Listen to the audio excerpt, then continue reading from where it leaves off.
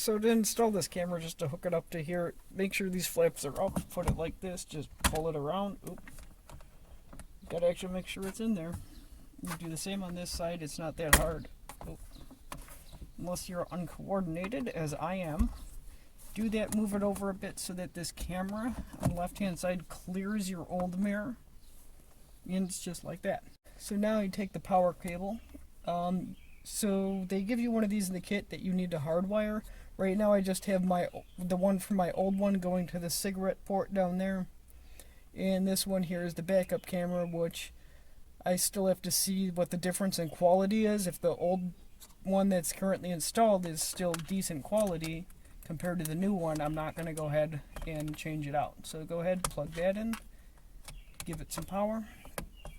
Then of course, last thing to do here is the GPS. You have this little golden connector.